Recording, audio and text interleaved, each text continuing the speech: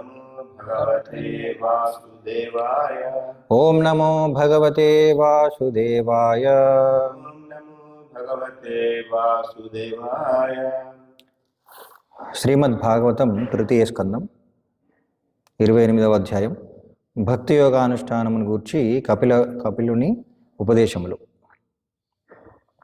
శ్లోకం సంఖ్య 19. పదవిచ్ఛేదం. స్థితం వ్రజంతం ఆసీనం శయానం వా గుహాశయం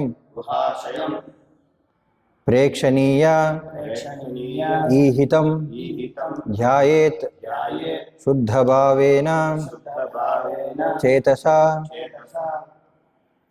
స్థితం వ్రజంతమాసీనం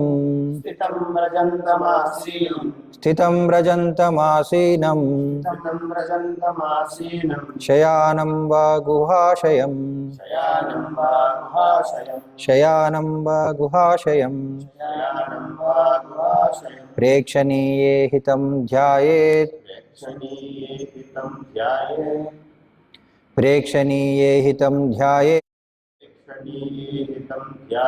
శుద్ధభావేన చేతసా.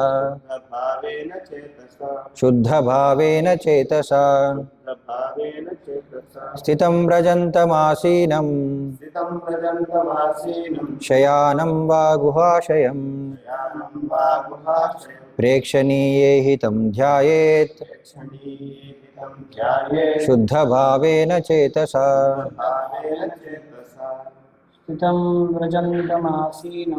స్థితం వ్రజంతమాసీనం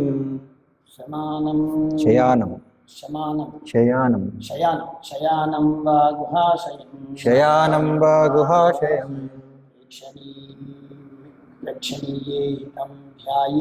ప్రేక్షణీయే హితం ధ్యాయేత్ శుద్ధభావేన చేతసా. స్థితం వ్రజంతమాసీనం శయానం వా గుహాశయం ప్రేక్షణీయే హితం ధ్యాయేత్ శుద్ధభావేన చేతసా. స్థితం నిలిచి ఉన్నట్లు, వ్రజంతం చరించుచున్నట్లు, ఆసీనం ఆసీనుడై ఉన్నట్లు, శయానం శయనించి ఉన్నట్లు, వా లేక గుహాశయం హృదయాంతరవర్తి యగు భగవానుడు. హృదయాంతరవర్తి అగు భగవానుడు. ప్రేక్షణీయ సుందరమగు, ఈహితం లీలలు, ధ్యాయేత్ అతడు దర్శించవలను, శుద్ధభావేన విశుద్ధమగు, చేతస మనస్సుతో. తాత్పర్యం మరియు భాష్యం కృష్ణ కృపామూర్తి ఏసీ భక్తి వేదాంత స్వామి శ్రీ ప్రభుపాద వారి. ఆ విధంగా భక్తియోగమందే సదా లీనమై ఉండి యోగి తనయందే భగవానుడు నిలిచి ఉన్నట్లు, చరించుచున్నట్లు, శయనించి ఉన్నట్లు లేదా ఆసీనుడై ఉన్నట్లు గాంచును. ఏలయనా ఆ దేవదేవుని లీలలు సర్వదా పరమ సుందరములు, ఆకర్షణీయములు అయి ఉండును.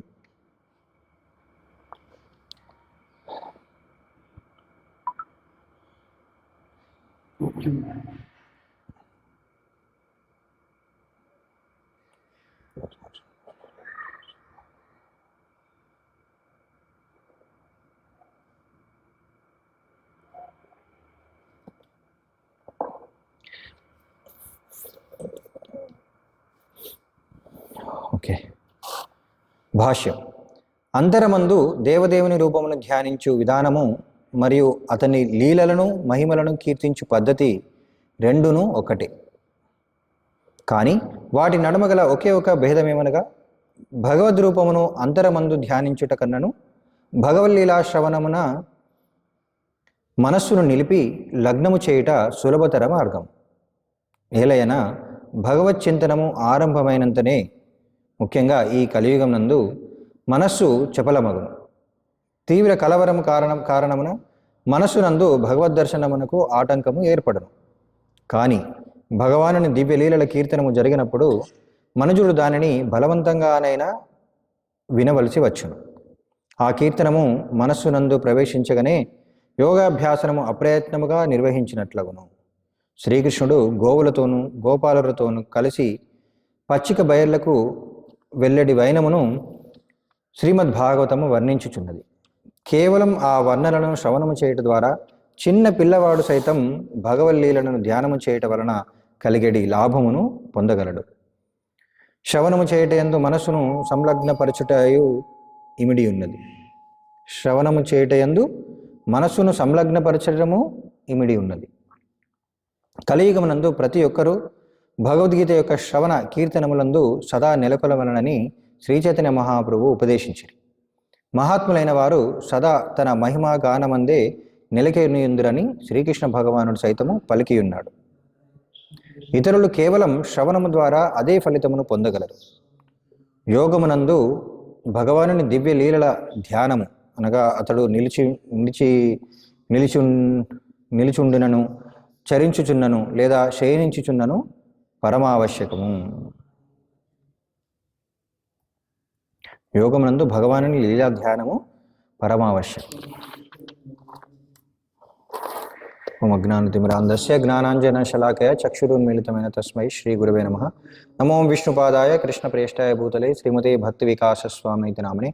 నమో విష్ణుపాదాయ కృష్ణప్రేష్ఠాయ భూతలే శ్రీమతే భక్తి వేదాంత స్వామితి నామనే. నమస్తే సారస్వతే దేవి గౌరవాణి ప్రచారిణి నిర్విశేష శూన్యవాది పాశ్చాత్య దేశధారిణి. వందేహం శ్రీగురౌ శ్రీతపదకమలం శ్రీగురూన్ వైష్ణవాంశ శ్రీరూపం సాగ్రజాతం సహగణ రఘునాథాన్వితం తం సజీవం సాద్వైతం సావధూతం పరిజన సహితం కృష్ణ చైతన్య దేవం శ్రీ రాధాకృష్ణపాదాన్ సహగణ లలితా శ్రీ విశాఖాన్వితాంశ. జయ శ్రీకృష్ణ చైతన్య ప్రభు నిత్యానంద శ్రీ అద్వైత గదాధర శ్రీవాసాది గౌర భక్తవృంద. హరే కృష్ణ కృష్ణ కృష్ణ హరే హరే హరే రామ రామ రామ హరే హరే. స్థితం వ్రజంతమాసీనం శయానం వా గుహాశయం ప్రేక్షణీయే హతం ధ్యాయేత్ శుద్ధభావేన చేతస. సో కపిల భగవానుడు భక్తి యోగ అనుష్ఠానం గురించి ముందు ఇక్కడ మనకి కోర్స్ అష్టాంగ యోగ విధానం గురించి వివరించడం జరిగింది.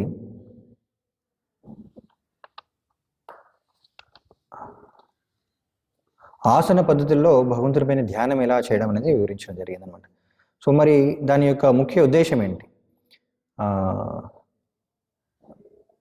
మనస్సు అనేది చంచలమైంది.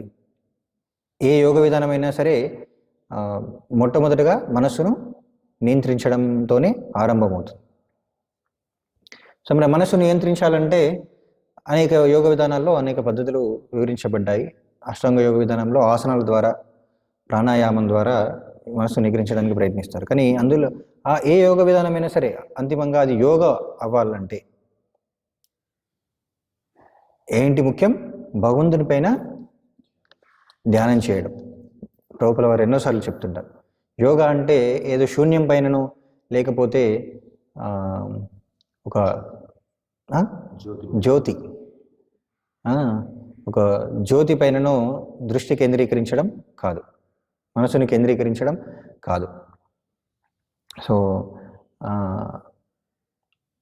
హఠయోగ మార్గాన్ని అనుసరించే యోగులు వాళ్ళు భగవంతుని యొక్క నిరాకార రూపాన్ని లేకపోతే అంతటా విస్తరించి ఉన్న రూపాన్ని గురించి వాళ్ళు ధ్యానించడానికి ప్రయత్నిస్తుంటారు. కానీ ఆ ధ్యానం అనేది సరి అయింది కాదు. ఎందుకు? హఠయోగ పద్ధతిలో భగవంతుడిపైన దృష్టి కేంద్రీకరించడం అంటే మనస్సును కేంద్రీకరించడం అనేది సాధ్యం కాదు. ఎన్నోసార్లు మనం చూసాం, ఎంతోమంది యోగులు హఠయోగులు వాళ్ళు ఆ మార్గం నుంచి వైదొలుగుతారన్నమాట. అది అంత సులభం కాదు. మనం చూస్తున్నాం ఇక్కడ ఈ శ్లోకం యొక్క భాష్యంలో ప్రభువుల వారు వివరిస్తున్నారు. అంతరమందు దేవదేవుని రూపముని ధ్యానించే విధానం మరియు అతని లీలలను మహిమలను కీర్తించే పద్ధతి రెండూ ఒకటే.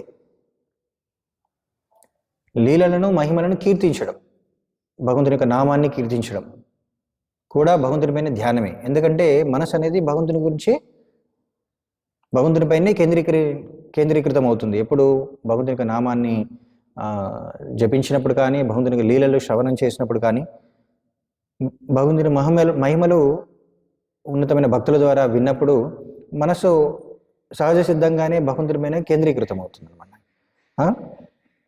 ఇక్కడ ఏమంటున్నారు, వాటి నడుమ గల ఒకే భేదం ఏంటంటే భగవద్ రూపమును అంతరమందు ధ్యానించుట కన్నాను భగవల్లీలా శ్రవణము మనసును నిలిపి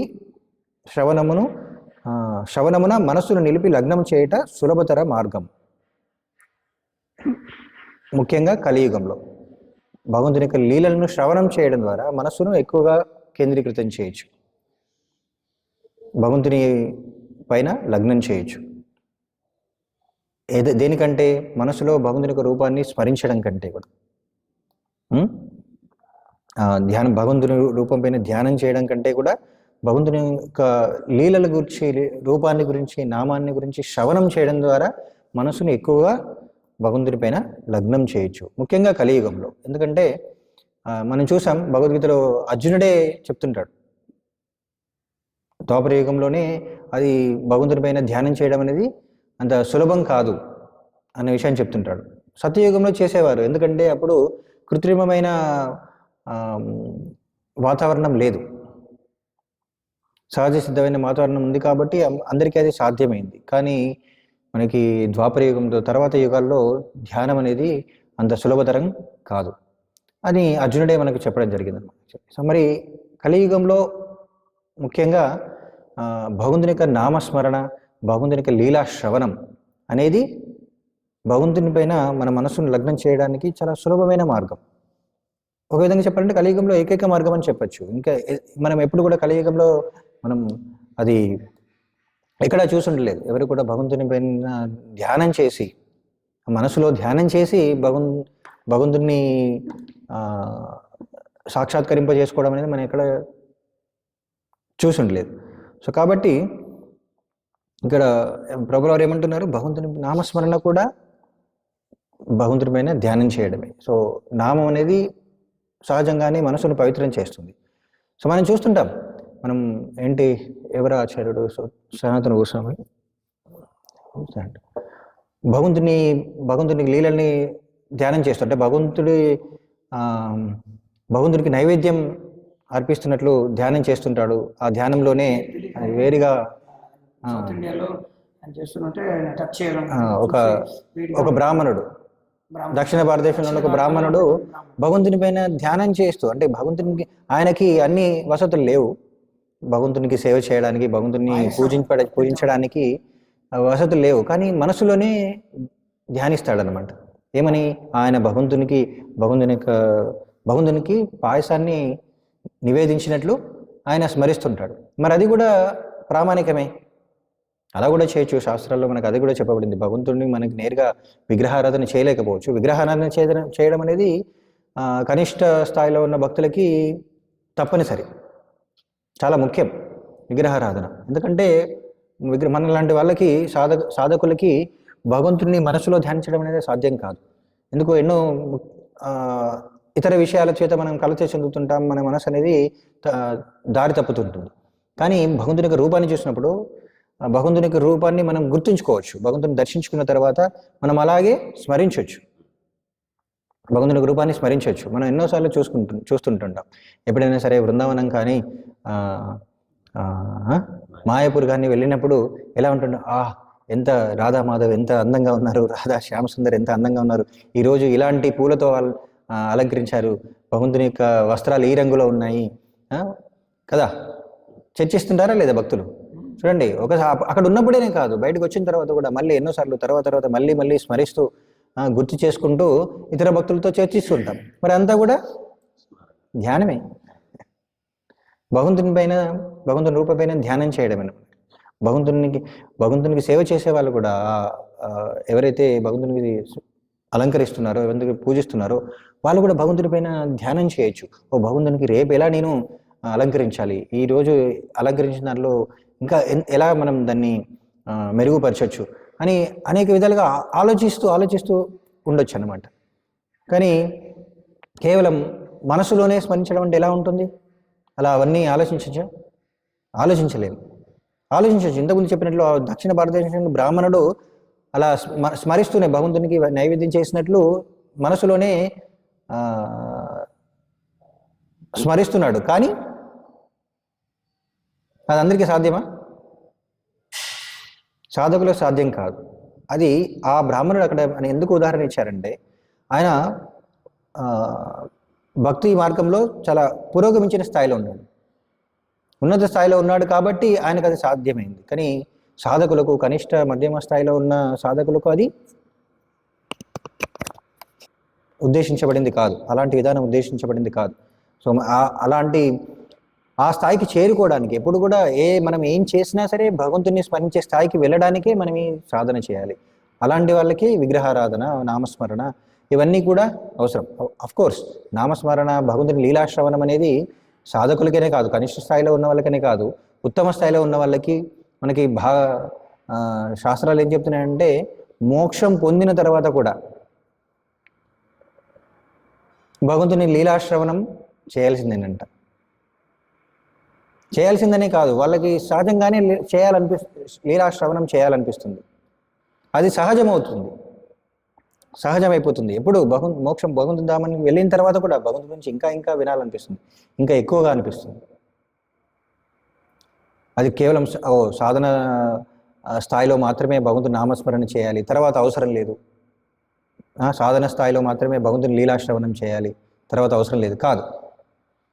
ఎప్పుడు కూడా ఇంకా భగవంతుని మనం పవిత్రులమైన తర్వాత భగవంతుని యొక్క నామ రూప గుణ లీలల పట్ల రుచి ఇంకా పెరుగుతుంది, సహజమవుతుంది. అందుకనే లక్ష్మీదేవి కూడా అనుకుంటుందంట, నాకు భక్తుల సాంగత్యం కావాలని చెప్పేసి. లక్ష్మీదేవి ఎప్పుడు కూడా భగవంతుని సాంగత్యంలోనే ఉంటుంది, భగవంతుని సేవ చేస్తూ భగవంతుని పాదాల వద్దే సేవ చేస్తూ ఉంటుంది. కానీ తను కూడా ఏమనుకుంటుందంటే నా భక్తుల సాంగత్యం కావాలి నాకు అనుకుంటుంది. ఎందుకు? భక్తుల సాంగత్యంలో భగవంతుని లీలాశ్రవణం చేయడానికి అవకాశం ఉంటుంది, భగవంతుని గురించి వినడానికి అవకాశం ఉంటుంది కాబట్టి తను అలా కోరుకుంటుంది. అందుకనే చాలా ఉన్నత స్థాయిలో ఉన్న భక్తులు కూడా ఎప్పుడు కూడా భక్తుల యొక్క సాంగత్యం కోరుకుంటారు. సతతం కీర్తయంతో మాం యదంతశ్చ దృఢవ్రతా. కొందరు అంటుంటారనమాట, ఏంటి అసలు భగవద్గీతలో ఎక్కడుంది భగవంతుని నామాన్ని జపించాలని ఎక్కడుంది అంటుంటారు. సతతం కీర్తయంతో మాం. అక్కడ ఏమంటున్నారు కృష్ణుడు? సతతం కీర్తయంతో మాం. ఎప్పుడు కూడా భగవంతుణ్ణి కీర్తించాలి, కృష్ణున్నే కీర్తించాలి. ఇక్కడ భాష్యంలో ప్రభుల వారు కూడా చివరికి రాస్తున్నారు కదా, కేవలం శ్రవణం ద్వారా అదే ఫలితం పొందగలరు. యోగం నందు భగవంతుని దివ్యలీలా ధ్యానము పరమ ఆవశ్యకం. చూడండి, భగవంతుని దివ్యలీలా ధ్యానము ఆవశ్యకం. యోగం అని చూడండి, భగవంతుని పైన, భగవంతుని యొక్క నామం పైన, భగవంతుని యొక్క లీలల పైన మనం ధ్యానించాలి, భగవంతుని లీలల పైన. అంతేకాని ఏదో శూన్యం పైననో లేకపోతే ఇతర దేవతల పైన ధ్యానం కాదు. ప్రభుల వారు ఈ శ్లోకం పైన ప్రవచనంలో చెప్తున్నారు ఏంటంటే, కీర్తన అంటే కొందరు ఎలా కీర్తన అంటే భగవంతుని కీర్తన, భగవంతుని నామ కీర్తన. కానీ కొందరు ఏం చేస్తుంటారంటే దేవతల నామ కీర్తన. ఉదాహరణకు కలకత్తాలో కాళీ కీర్తన, కాళీ కాళీ దేవి అనుకుంటూ కొందరు కీర్తన చేయడం అలాంటివి సృష్టించారు. కానీ శాస్త్రాల్లో ఎక్కడ కూడా అది ఉద్దేశించబడలేదు. కీర్తన అంటే కృష్ణ కీర్తన, భగవన్ నామ కీర్తన. సో అది. కానీ రకరకాల దేవతల్ని కీర్తించడం లేకపోతే ఇతర రూపాలపైన ధ్యానించడం అనేది అది సృష్టించారు. దురదృష్టం ఏంటంటే ఈ కాలంలో మనం చూస్తుంటాం. నేను ఆ మధ్యలో చూశాను, మా స్నేహితుడు సాయిబాబా చరిత్ర అనే ఒక పుస్తకం కొన్నాడు అనమాట. యాక్చువల్లీ సాయి చరిత్ర, సాయి చరిత్ర అందులో ఉందనమాట. యాక్చువల్లీ ఏంటి, నవవిధ భక్తి మార్గాలు ఏవైతే ఉన్నాయో, శ్రవణం, కీర్తనం, స్మరణం, అర్చనం, అది సాయి సేవలో అంటే సాయి ఏంటి శ్రవణం, సాయి లీలా శ్రవణం అవి చేయాలని చెప్పేసి అందులో రాయడం జరిగిందన్నమాట. ఎక్కడుంది అసలు, ఏ శాస్త్రంలో ఉంది? ఎక్కడ కూడా లేదు. వాళ్ళు ఏంటంటే చూడండి, భగవంతునికి సంబంధించిన అన్ని కూడా వాళ్ళు ఎవరికి నచ్చితే వాళ్ళకి అన్వయించుకుంటున్నారు. అంతే, భగవంతుని యొక్క నామాన్ని, కృష్ణుని యొక్క పేరుని తీసేసి సాయి పేరు పెట్టడం, అంతే. మిగతాదంతా కూడా సేమ్ టు సేమ్. భగవంతుడి పేరు సాయి కృష్ణ అని ఉంటుంది, లేదా సాయి రామ అలా పెడుతున్నారనమాట. రాముడి పేరు తర్వాత ఈ స్వామి పేరు ముందు పెడతారు. సో అది అలా చేస్తున్నారనమాట యాక్చువల్లీ. సో చూడండి, అంటే ఇక్కడ స్పష్టంగా చెప్పారు. ఇక్కడ ఏంటి,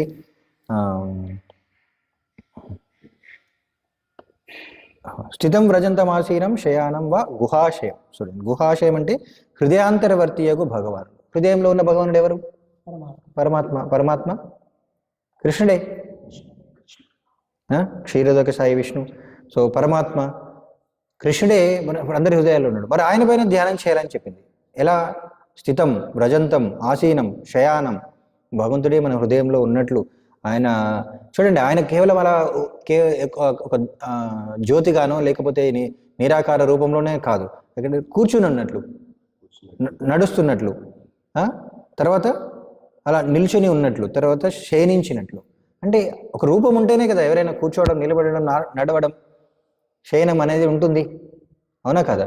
ఒకరోజు నేను హైదరాబాద్లో ఆటోలో వెళ్తుంటే ఆటో డ్రైవర్ ముస్లిం అనమాట. ఆటో డ్రైవర్ ముస్లిం. ఆయన కూడా చెప్తున్నాడు అనమాట. అంటే మా భక్తులు ఇలా ధోతి కుర్తా కట్టుకోవడం, తిలకం పెట్టుకోవడం చూస్తే వాళ్ళు గుర్తుపడతారు కదా, ఓ వీళ్ళు భక్తులు. ఆయన అడుగుతున్నాడు అనమాట యాక్చువల్లీ, ఓ మీరు ఇస్కాన్ భక్తులు అంటే అవును అని చెప్తుంటే ఆయన చెప్తున్నాడు అనమాట, అవును నాకు కూడా చాలా ఇష్టం అండి. బైబిల్లో ఉంది, బైబిల్లో కూడా ఉంది, చాలామంది ఖురాన్లో ఉంది, చాలామంది భగవంతునికి రూపం లేదని మా వాళ్ళు అంటుంటారు. కానీ భగవంతుడి రూపం ఉంది. భగవంతుని కూర్చొని ఉంటాడు. భగవంతుని యొక్క భగవంతుడు మనం ఇచ్చింది ఆస్వాదిస్తాడు అని చెప్పేసి ఉంది. భగవంతుడు మనం చెప్పింది వింటాడని ఉంటుంది. మరి భగవంతునికి చెవులు లేకుండా ఎలా వింటాడు? నోరు లేకుండా ఎలా మనం అర్పించింది ఆస్వాదిస్తాడు? తర్వాత భగవంతుడు ఎలా కూర్చొని ఉంటాడు? ఆసనం పైన కూర్చున్నట్లు వర్ణించారంట అందులో. సో రూపం ఉంటేనే కదా కూర్చోవడం అని ఆయననే చెప్తున్నాడు అనమాట. యాక్చువల్లీ చాలా ఆశ్చర్యకరంగా చూడండి, అర్థమవుతుంది శాస్త్రాల్లో ఆ సందర్భానుసారంగా వివరించి ఉండొచ్చు. కానీ ఎవరికైతే జ్ఞానం ఉంటుందో, ఎవరికైతే పవిత్ర మనస్సు ఉంటుందో వాళ్ళు అర్థం చేసుకోగలరు అనమాట. మనస్సు పవిత్రమైన వాళ్ళు భగవంతుడిని అంతటా చూడగలరు. అంతటా చూడగలరంటే అంతటా తన రూపాన్ని కూడా చూడగలరు. అసలు ఇక్కడ అదే చెప్పబడింది అనమాట. భగవంతుని మీద ధ్యానం చేయడం ద్వారా మనం భగవంతుని అంతటా చూడొచ్చు. భగవంతుని ఇలా అన్ని విధాలుగా భగవానుడు నిలిచి ఉన్నట్లు, చరించినట్లు, శయనించినట్లు, ఆసీనుడై ఉన్నట్లు మనం చూడవచ్చు. ఎలాగా? ఆ దేవదేవుని లీలలు సర్వదా పరమ సుందరములు, ఆకర్షణీయములు అయ్యుండు. సో ఏది చూసినా సరే భగవంతుని స్మరించవచ్చు అంటూ. సో అలా మన ప్రభువుల వారు ఉదాహరణ ఇస్తారు కదా, ఎలాగైతే ఒక తల్లి పిల్లవాడు స్కూల్కి వెళ్ళిపోయిన తర్వాత కూడా తనకు సంబంధించిన ఏ వస్తువుని చూసినా సరే, పిల్లాడు వేసుకున్న బట్టలు చూసినా, పిల్లాడు వేసుకున్న చెప్పులు చూసినా, ఆ పిల్లాడికి సంబంధించిన ఏది చూసినా సరే ఏం గుర్తొస్తుంది? పిల్లాడే గుర్తొస్తాడు. పిల్లాడు ఆడుకున్నట్లు, ఇక్కడే కూర్చున్నట్లు, ఆయన నవ్వుతున్నట్లు, తనని పిలుస్తున్నట్లు గుర్తొస్తుంది. మరి అది ధ్యానం అన్నమాట. యాక్చువల్లీ భగవంతుని మనం ఎప్పుడైతే సాక్షాత్కారం పొందుతామో, భగవంతుని యొక్క సాక్షాత్కారం పొందుతామో, భగవంతుని లీలల్ని మనం ఎప్పుడు కూడా శ్రవణం చేయడం ద్వారా అప్పుడు భగవంతుడు అంతటా ఉన్నట్లు, భగవంతుడు మనతో సంభాషిస్తున్నట్లు కూడా మనం అనుభూతి పొందొచ్చు. ఎప్పుడు మన మనస్సు పవిత్రమైనప్పుడు. కానీ మనస్సు పవిత్రం ఎప్పుడు అవుతుంది? భగవంతుని యొక్క రూప నామ గుణ లీలలపైన ధ్యానం చేసినప్పుడు, శ్రవణం చేసినప్పుడు, అది కూడా శుద్ధ భక్తుల ద్వారా శ్రవణం చేసినప్పుడు. సో మొట్టమొదటిగా మనం భగవంతుని యొక్క నామస్మరణ చేయాలి. నామస్మరణ అనేది నోటితో జపిస్తూ చెవులతో శ్రవణం చేయాలి. సో ప్రభువుల వారి భాషలో చెప్తున్నారు కదా, ఒక వ్యక్తి ఎప్పుడు కూడా భగవంతుని యొక్క రూపం పైన ధ్యానం చేయలేకపోవచ్చు, అంటే మనసులో ధ్యానం చేయలేకపోవచ్చు. కానీ భగవంతుని రూపాన్ని చూస్తే ధ్యానం చేయొచ్చు. అదే విధంగా భగవంతుని యొక్క నామాన్ని వింటే ఖచ్చితంగా మనస్సు అనేది ఏది ఆలోచిస్తున్నా సరే దానిపైన, భగవంతుని యొక్క నామం పైన, భగవంతుని యొక్క లీలలపైన కేంద్రీకృతం చేయొచ్చు అన్నమాట, కేంద్రీకృతం అవుతుంది. సో అది ప్రభువుల వారు చెప్తున్నారు ఈ ప్రవచనంలో, ఈ శ్లోకం పైన ప్రవచనం ప్రభువుల వారు ఏమంటారంటే, ఒక వ్యక్తి వ్యాపారవేత్త కావచ్చు, తను ఎప్పుడు కూడా ఇప్పుడు ఏది అమ్మాలి, ఎప్పుడు కొనాలి, ఏం చేయాలి అని ఆలోచిస్తూ ఉండొచ్చు. కానీ అలా ఆలోచిస్తున్నప్పుడు భగవంతుని పైన మనస్సులో ధ్యానించడం అనేది కష్టం. అదే భగవంతుని యొక్క నామాన్ని వింటున్నాడు అనుకోండి, ఇతరులు కీర్తన చేస్తున్నప్పుడు వినడం అంటే ఖచ్చితంగా అది వినడానికి తప్పదు.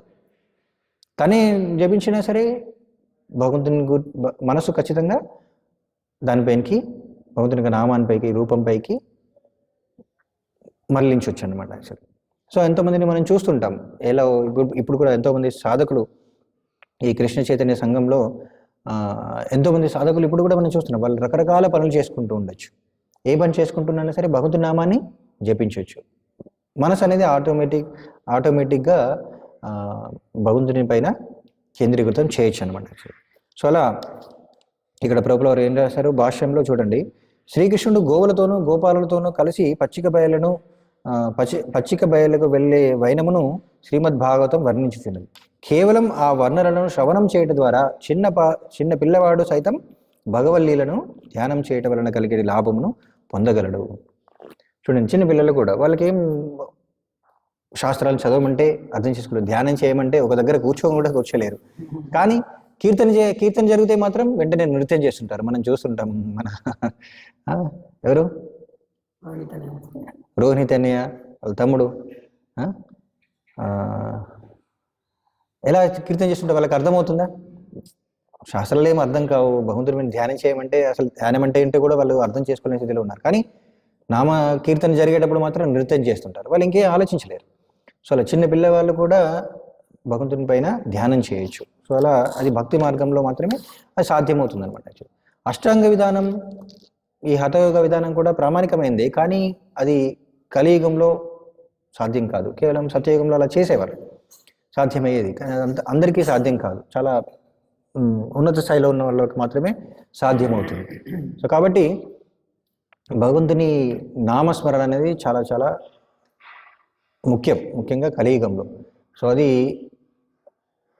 ఇతర యుగాల్లో ధ్యానం మరియు యజ్ఞ విధానాలు, ఇతర విధానాల ద్వారా ఎలా ఒక వ్యక్తి పవిత్రం కాగలడో నామస్మరణ ద్వారా కూడా అలానే పవిత్రుడు కాగలడు అనమాట. మన ఆచార్యులను చూసాం, గోస్వాములను చూసాం. వాళ్ళు కూడా ఏం చేస్తుంటారు? ఎప్పుడు కూడా భగవంతుని నామాన్ని స్మరిస్తుంటారు. వాళ్ళు చాలా ఉన్నత స్థాయిలో ఉన్నారు, అయినా సరే భగవంతుని నామస్మరణ ఎప్పుడు కూడా కీర్తిస్తూనే ఉంటారు అనమాట. యాక్చువల్లీ కృష్ణో కీర్తన గాన నర్తన పరవు ప్రేమామృతాంబోనిది. సో చూడండి, భగవంతుని నామస్మరణలో కూడా వాళ్ళు ఎంతో ఆనందాన్ని పొందుతున్నారు, భగవంతుని యొక్క ప్రేమను ఆస్వాదిస్తున్నారు నామస్మరణలో. సో మరి అలాంటి ఉన్నత స్థాయిలో ఉన్న వాళ్ళకి అవసరం లేదా? వాళ్ళు సాధన చేయడానికి కాదు, ఆ సాధననే మనం కనిష్ట స్థాయిలో ఉన్న భక్తులకి అది సాధన. కానీ ఎప్పుడైతే పవిత్రులు అవుతారో అది సహజమవుతుంది. అందులో వాళ్ళు రుచిని ఆస్వాదిస్తారనమాట. సో అలా ప్రతి ఒక్కరు కూడా భగవంతుని యొక్క నామ రూప లీలలను స్మరిస్తూ ఉండాలి. అది కూడా ధ్యానం అవుతుంది అనమాట. సో ఇక్కడ కపిల భగవానుడు వివరిస్తున్నాడు. సో అలా భగవంతుని యొక్క లీలల్ని స్మరిస్తూ ఉండాలి, ధ్యానిస్తూ ఉండాలి. సో అదే ధ్యానం యొక్క ముఖ్య ఉద్దేశం. అంతేకాని నిరాకార బ్రహ్మం పైన లేకపోతే ఒక జ్యోతి పైననో ధ్యానించడం అనేది అది ప్రామాణికమైన పద్ధతి కాదన్నమాట. సో ఇవి అన్నీ వివరించబడ్డాయి. అష్టాంగ యోగ విధానం, జ్ఞానయోగ విధానం, రకరకాల యోగ విధానాలు వివరించబడ్డాయి. కానీ అవన్నీ కూడా ఎప్పుడైతే భగవంతుని అది భక్తితో కలిసి ఉంటుందో, భగవంతుని పైన భగవంతుని యొక్క ఏమంటారు, భగవంతుని పైనే ధ్యానం చేయడం, భగవంతుని గూర్చి తెలుసుకోవడం జ్ఞాన యోగ విధానం అంటే, అప్పుడే అవి లక్ష్యాన్ని చేర్చగలవు, సాధకుడిని లక్ష్యానికి తీసుకువెళ్ళగలవు. లేకపోతే వాళ్ళు ఎప్పుడు కూడా లక్ష్యాన్ని పొందలేరన్నమాట. భగవంతుని సాక్షాత్కరింప చేసుకోవడం సాధ్యం కాదు.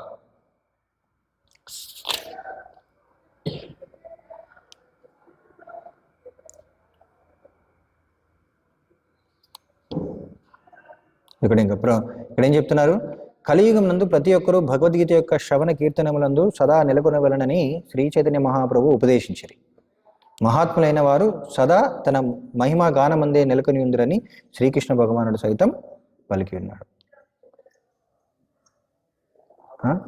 కథయంతశ్చ మాం నిత్యం తుష్యంతిచ రమంతిచ. సో ఎప్పుడు కూడా భక్తులు ఎప్పుడు కూడా భగవంతుని పైనే స్మరణ చేస్తారని. మరి ఆ భగవంతుని పైన స్మరణ చేయాలంటే భగవంతుని లీలలు ఇక్కడ భగవద్గీత భాగవతంలో వివరించబడ్డాయి. మరి అలాంటి లీలల్ని ఎప్పుడు కూడా చర్చించడం, శ్రవణం చేయడం, ముఖ్యంగా ఉన్నత భక్తుల ద్వారా శ్రవణం చేయడం అనేది చాలా చాలా ముఖ్యం. అదే సాధకుడిని పవిత్రం చేస్తుంది అనమాట యాక్చువల్లీ. అది ఎప్పటికీ మోక్షం పొందిన తర్వాతనైనా సరే, ఉన్నత స్థాయిలో ఉన్నా సరే, ఆధ్యాత్మిక ప్రపంచంలో వెళ్ళినా సరే భగవంతుని లీలల శ్రవణం అనేది భక్తుడికి ఆనందాన్ని ఇస్తుంది. సో అది ఎప్పుడు కూడా కొనసాగుతూనే ఉంటుంది అనమాట యాక్చువల్లీ. హరే కృష్ణ. ఏమైనా ప్రశ్నలు? శ్రీకృష్ణ భగవాన్ నుంచి అవతారాలన్నీ వస్తాయి. అంటే త్రిగుణ గుణ అవతారం ఈ రోజు జరిగినటువంటి ఈ రోజు నుంచి లేదు, ఇది అంటే దీనికి సంబంధించింది ఈరోజు సంబంధించి గుణావతారాల్లో విష్ణువు మన పరమాత్మ రూపంలో మనలో ఉంటాడు. అది దీనికి మామూలుగా మనకు క్షీరోదయ సాయి విష్ణువు ఆయన నుంచి ఇవి రావు కదా, ఈ 3 గుణావతారాలు మొత్తం కృష్ణు నుంచే వస్తాయి అవతారాలన్నీ కూడా. సో అందులో విష్ణువు ఏమో మన పరమాత్మలో ఉంది.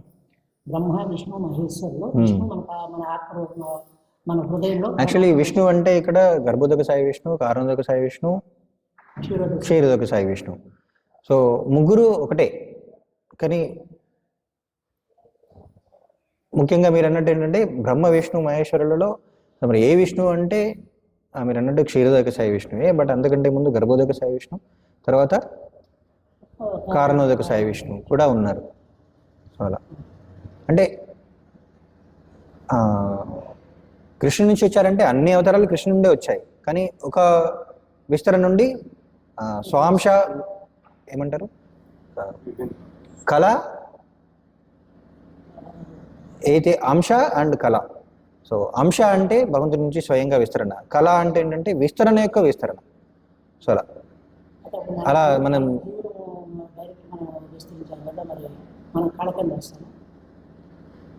భగవంతుని యొక్క అందుకనే స్వాంశ విభిన్నాంశ, అందులో మళ్ళీ 2 రకాలు ఉన్నాయి. అంశలో స్వాంశ విభిన్నాంశ 2 ఉన్నాయి. అంటే మనం విభిన్నాంశ కిందకి వస్తాం. స్వాంశ అంటే భగవంతుని యొక్క విస్తరణ అనమాట, స్వయం విస్తరణలో భగవంతుడితో సమానమైన విస్తరణ అనమాట. కానీ జీవుడు విభిన్నాంశ, సమానమైన స్థాయిలో ఉండడు, సమానమైన శక్తులు కలిగి ఉండడు అనమాట. అలా మొట్టమొదటి విస్తరణ బలరాముడి నుండి మళ్ళీ చతుర్వ్యూహము, మళ్ళీ అన్ని విస్తరణలు అన్నీ వస్తాయన్నమాట.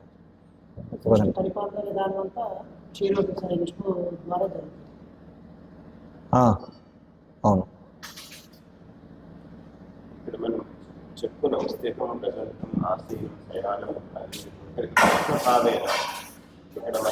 శుద్ధ భావేన చేతస.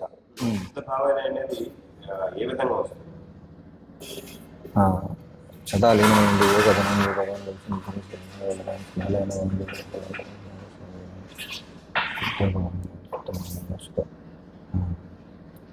శుద్ధ భావేన అంటే ఇక్కడ ఏమంటున్నారు, శుద్ధ భావేన చేతస. అంటే శుద్ధ భావంతో భగవంతుని స్మరించాలంట. ఏ విధంగా వస్తుందంటే భగవంతుని అంటే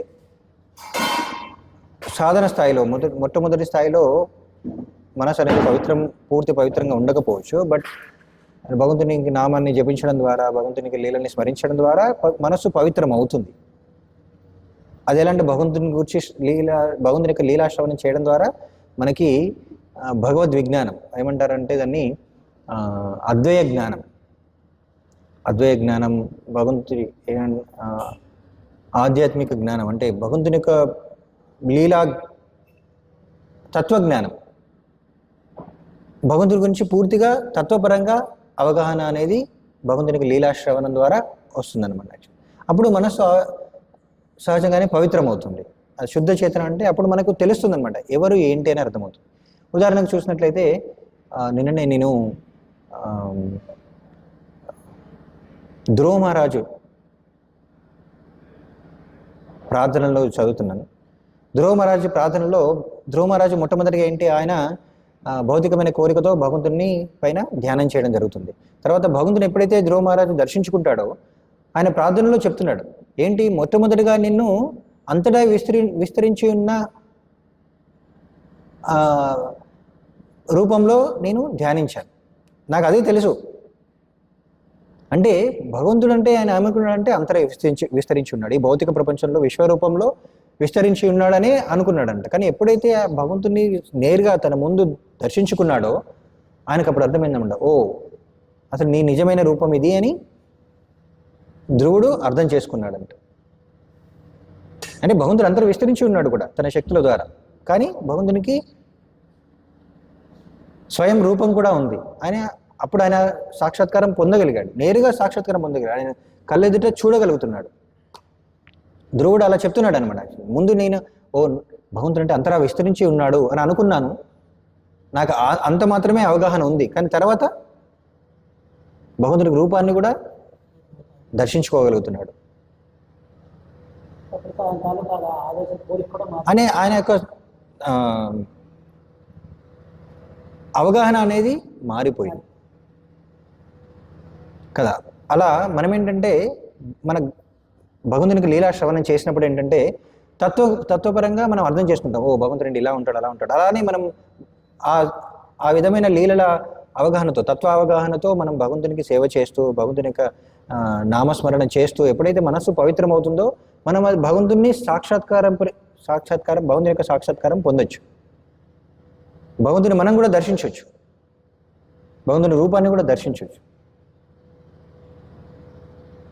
సో అదేంటంటే శుద్ధ చేతన. ఆఫ్ కోర్స్ సాధన స్థాయిలో శుద్ధ చేతనం అంటే ఏంటంటే భగవంతుని పైన ఎప్పుడు కూడా ధ్యానిస్తూ ఉండడం, తత్వపరమైన ఒక శుద్ధ భక్తుల ద్వారా భగవంతుని గురించి తెలుసుకోవడం, అది శుద్ధ చేతనం అని చెప్పొచ్చు. కానీ ఇంకా అలా చేస్తూ చేస్తూ ఎప్పుడైతే మనసు పూర్తిగా పరిశుద్ధమవుతుందో అప్పుడు మనం ఇంకా భగవంతుని మర్చిపోలేము. మనం ఎల్లప్పుడూ భగవంతుడు మన హృదయంలో, భగవంతుడిని మనం హృదయంలో మనం దర్శించుకోవచ్చు ఎప్పుడైనా సరే. సాధన స్థాయిలో మొట్టమొదటి స్థాయిలో మనం బలవంతంగా భగవంతుని పైన మన మనసును కేంద్రీకరించడానికి బలవంతంగా ప్రయత్నించాల్సి వస్తుంది. కానీ మనసు పవిత్రమైనప్పుడు అది సహజంగానే వస్తుందన్నమాట. స్టార్టింగ్లో బలవంతంగా చేయాలి. గురువు యొక్క నిర్దేశకత్వంలో మనం సాధన చేస్తూ ఉంటే మనం ఎప్పుడైతే మనసు పవిత్రం అవుతుందో ఆ స్మరణ అనేది సహజం అవుతుంది. సో అక్కడ విశుద్ధ చేతనం అంటే రెండు స్థాయిలో చెప్పొచ్చు అనమాట. సాధన స్థాయిలో విశుద్ధ చేతనం ఏంటంటే మనకు గురువు ఆదేశించినట్లు, శాస్త్రాల్లో వివరించినట్లు తత్వపరంగా మనం భగవంతుని అర్థం చేసుకోవడానికి ప్రయత్నించడం, అంటే మానసిక కల్పనలు కాకుండా. అలా అది కూడా శుద్ధ చేతనమే. అలా చేస్తున్నప్పుడు ఏమవుతుంది, మనస్సు పూర్తి పవిత్రం అవుతుంది.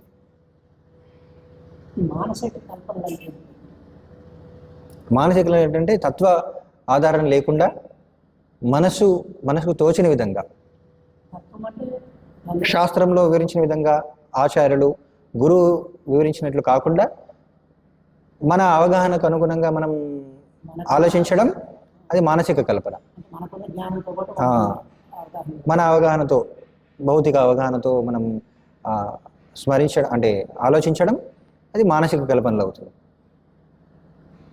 కానీ శాస్త్రాల్లో వివరించిన విధంగా, ఆచార్యులు వివరించిన విధంగా, గురువు చెప్పిన విధంగా భగవంతుని అర్థం చేసుకోవడానికి, అలా మనం అర్థం చేసుకోవడానికి ప్రయత్నించినట్లయితే అది ప్రామాణికం అవుతుంది అనమాట.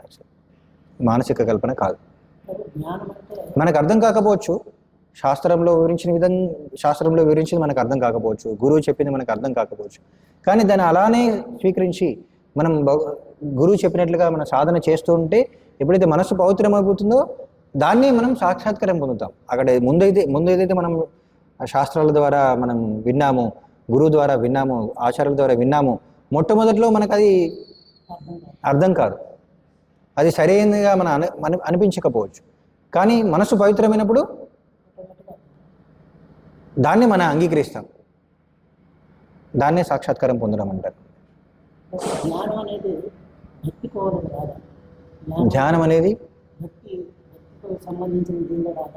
ధ్యానం అంటే ఏదైనా సరే భగవంతునితో సంబంధించిన ఏదైనా కదా అది భక్తి.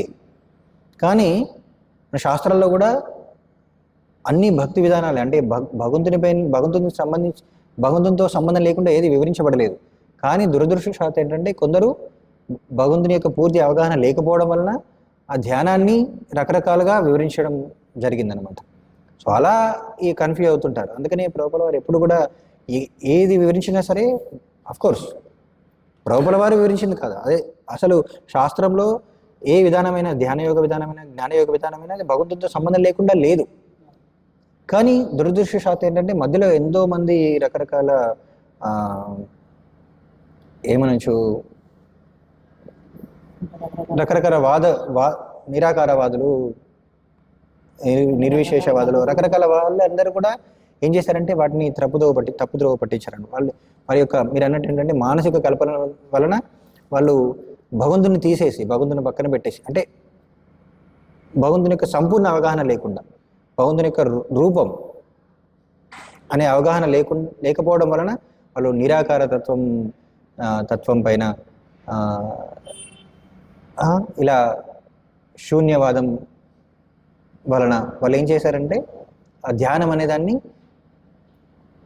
రకరకాలుగా వర్ణించారన్నమాట. చేశారు. కానీ ధ్యానం అంటే భగవంతుడి పైన ధ్యానమే. అసలు వేరే దానిపైన ధ్యానం చేయడం అనేది అసలు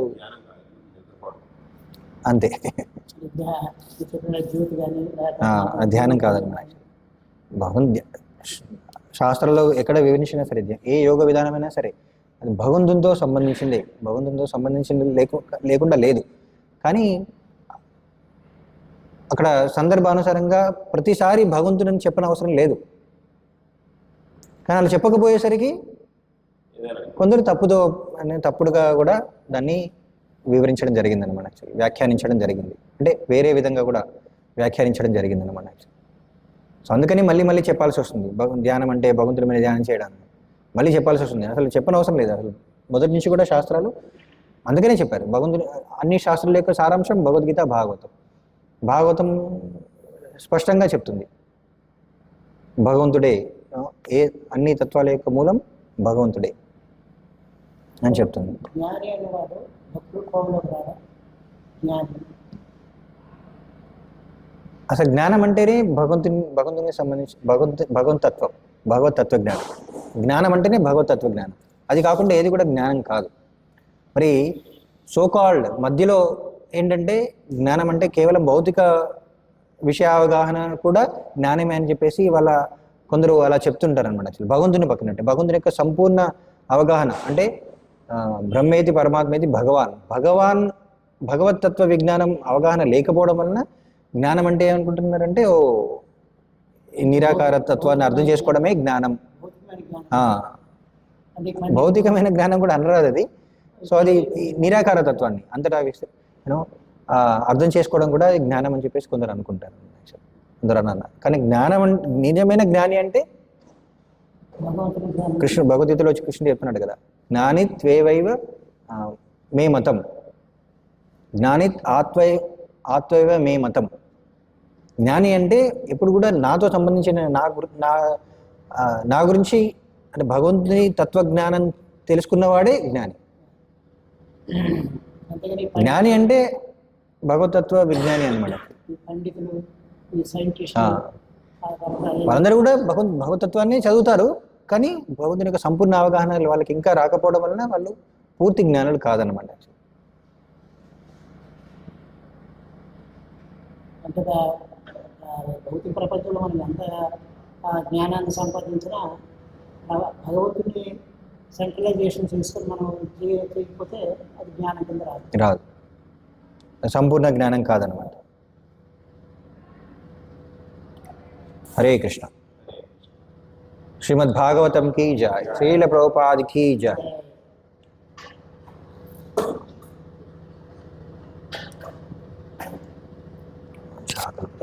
కృపా